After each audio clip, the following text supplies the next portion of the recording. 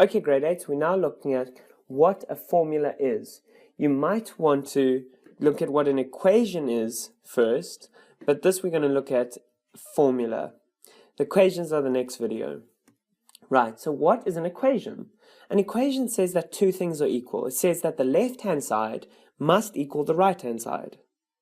The left-hand side is equal to the right-hand side for an equation. However, a formula shows that there's a relationship between variables, right?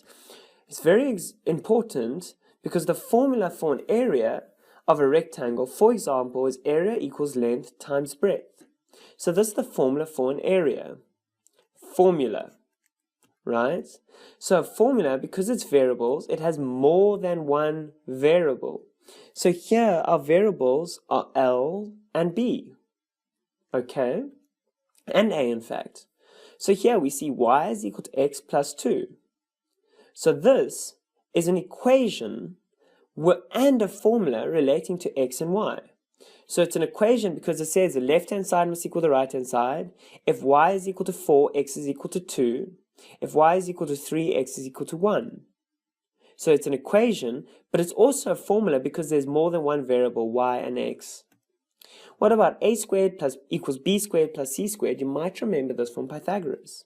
Now this is an equation because there's a left-hand side which equals to the right-hand side. Remember, 5 squared is equal to 4 squared plus 3 squared. Because that's 3 squared. That's 25 is equal to 16 plus 9, which is 25. The left-hand side is equal to the right-hand side. But it's also a formula relating to a, b, and c. And there's more than one variable. What about x minus 2 equals 4? Now this is an equation, but not a formula. Why? Because there's only one variable. Right, so let's get into a formula. Solve y for x is equal to 4. So we have y equals x plus 2. So now we have to solve y where x is equal to 4. So here we would go y is equal to 4 plus 2, and that is equal to 6. Now what about solving y where y plus 7 equals minus 2? So we can still solve y here, but y is equal to minus 2 minus 7, which equals minus 9. But this is an equation, it's not a formula. Again, it's only got one variable. So formulas are very practical.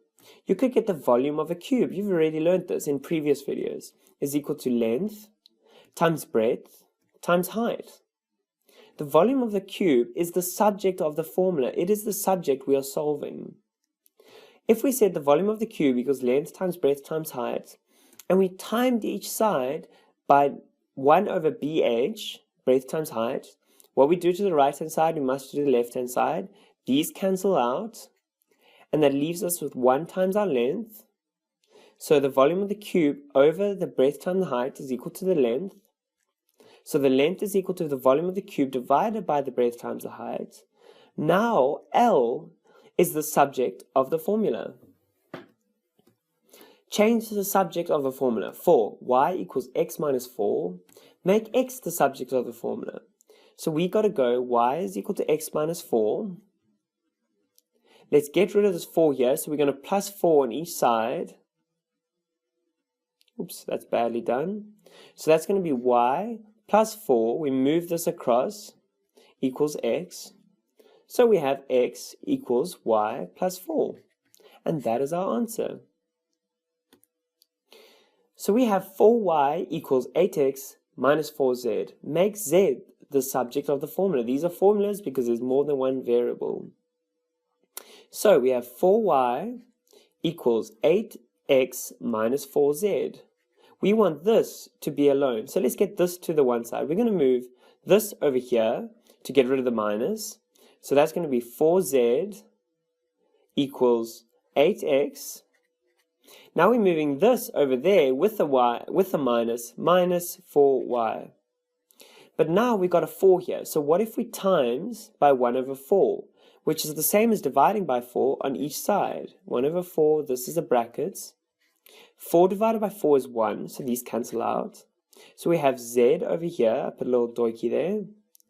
Now 8 divided by 4 is 2x, and 4 divided by 4 is minus 1y, and that we can just do y. Now z is the subject of the formula. Okay, we have y equals x squared. Make x the subject of the formula. So y is equal to x squared. So what if we square root both sides? That is simply going to equal square root of y, and those cancel out, is equal to x. So x is equal to the square root of y. X is the subject of the formula. S squared equals s minus h. Make h the subject of the formula. So here we're going to go s squared equals s minus h. We're going to move h over here to make it positive. And let's move this s squared over here to make that positive 2. So this is now going to be 8. You could leave it like this, but we could take out s and make that 1 minus s. You might one day be asked to make s the subject of the formula, but that will be very difficult in this one. But we're going to do that in later grades. Well done, grade 8. That is formula. Now we're going to go on to equation.